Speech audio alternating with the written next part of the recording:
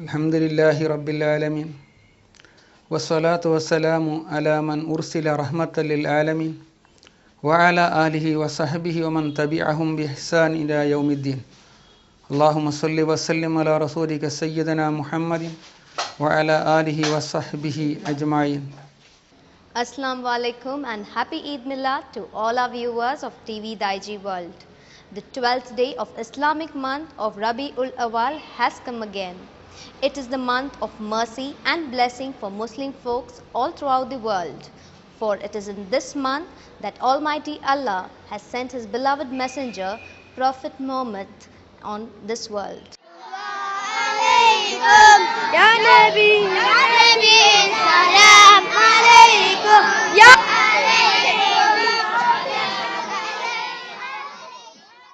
Like other parts of the world, Mangalore too celebrates this day with religious enthusiasm and solemnity, renewing their pledge to spread His message of peace, compassion and brotherhood for the betterment of the entire community.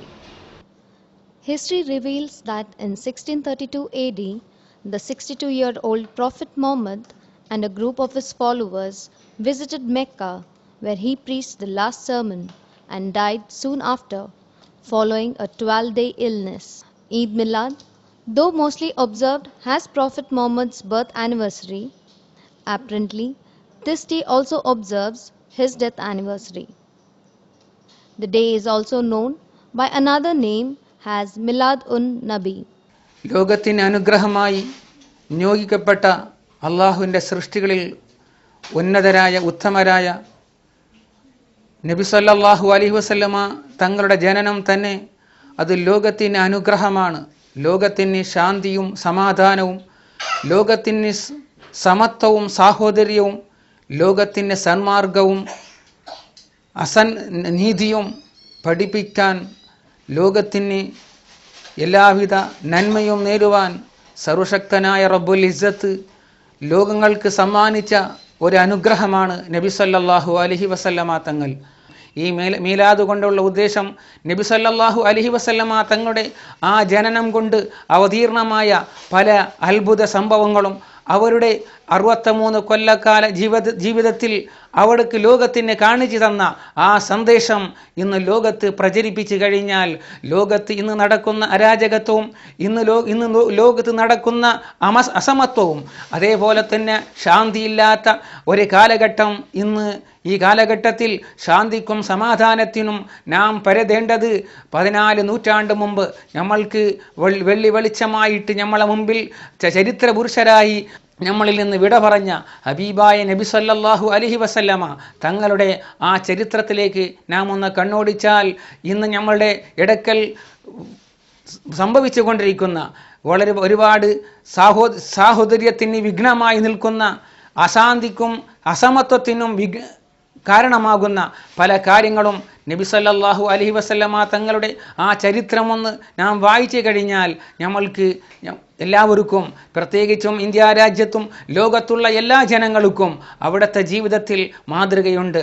ഇന്ന് നബി സല്ലല്ലാഹു അലൈഹി വസല്ലമ തങ്ങളുടെ ആ സന്ദേശം ലോകത്തിന് വളരെ ആവശ്യമായ ഒരു കാലഘട്ടത്തിലാണ് നാം നിലകൊള്ളുന്നത്.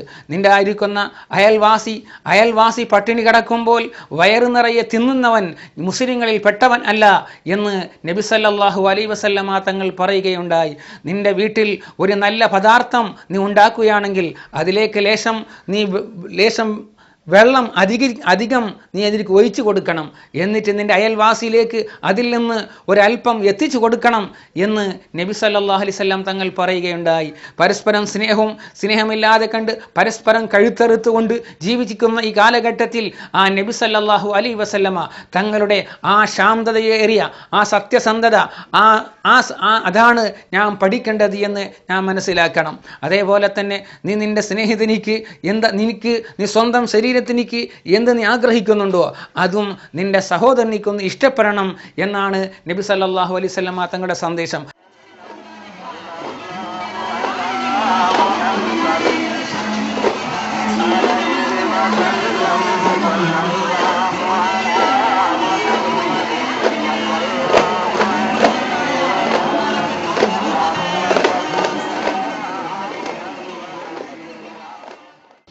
days are marked by the recitation of the Holy Quran, visiting mosques and listening to the narration of the stories relating to the Prophet's birth and death, miracles and deeds as part of the occasion.